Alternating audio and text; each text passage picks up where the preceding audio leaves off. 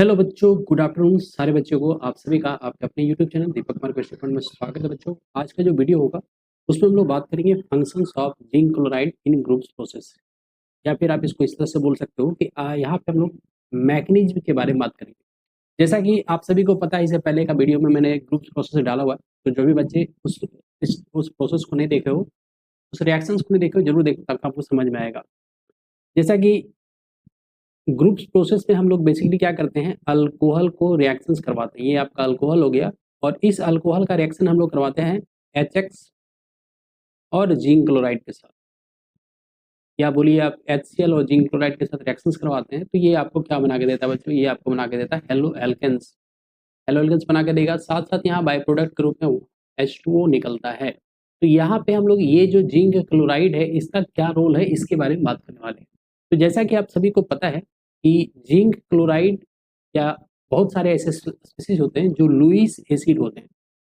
Lewis acid किसको बोलते हैं बच्चों, याद रखना है, उस तरह के सब्सटेंस या उस तरह के पदार्थ जिनके पास इलेक्ट्रॉन की कमी होती है। जैसे जिंक क्लोराइड के जब आप स्ट्रक्चर बनाइएगा तो इस तरह से ZnCl2 का स्ट्रक्चर बनेगा।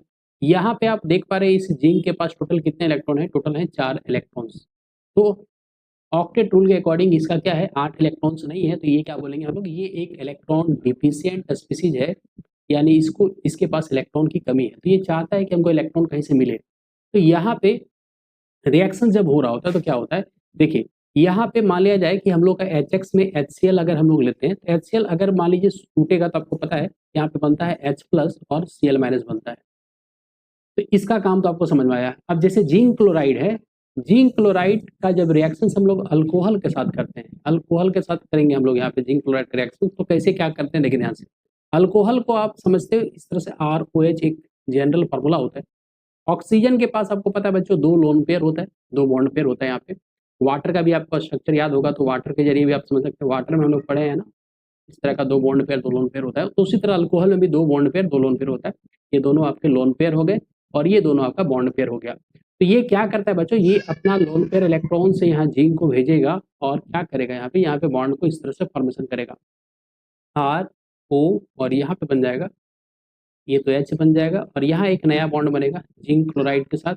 अब इस चूंकि इस ऑक्सीजन का ये दोनों का दोनों इलेक्ट्रॉन बॉन्ड फॉर्मेशन में चला गया, तो इस ऑक्सीजन के पास एक लोन पेयर बचा और यहाँ पे क्या चार्ज आ गया, प्लस चार्ज आ गया। तो यहाँ पे जिंक क्लोराइड पॉजिटिव चार्ज बन गया। अब यहाँ पे क्या होता है कि इस, ये आप समझ लीजिए कि इंटरमीडिएट कंपाउंड है, इसके पास जैसे ही यहाँ पे रिएक्शंस करने के लिए कौन आएगा बच्चों, Cl-, ये वाला, ये जो Cl- आता है, तो Cl- के पास भी आपको पता है यहाँ पे लोन पेयर होता है, इस तरह का लोन पेयर होता है।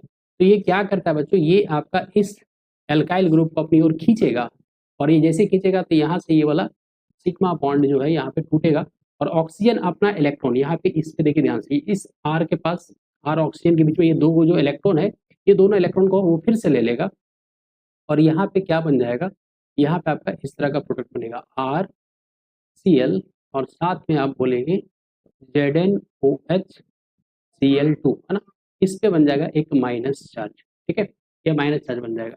अब क्या होता है नेक्स्ट स्टेप पे, ये ZnOHCl2 का जो यहाँ पे नेगेटिवली चार्ज स्पीसीज है, वो क्या करेगा, ये H+ के साथ, कौन H+ के पास, यहाँ पे जो आपको H+ दिखाई दे रहा है, इस H+ के साथ ये रिएक्शंस करेगा, और यहाँ से ये H+ और ये वाला OH मिल करके क्या बनाएगा बच्चों, यहाँ बना देगा वाटर, और फिर साथ में क्या बन जाएगा यहाँ पे जिंक क्लोराइड। तो आपको यहाँ पे फिर से जिंक क्लोराइड यानी लुईस एसिड फिर से मिल गया, और ये कैटलिस्ट की तरह यहाँ पे काम भी किया। तो इस तरह से ये पूरा का पूरा रिएक्शन यहाँ पे होता है। तो thanks for watching, have a good day, goodbye सारे बच्चों को। चलिए।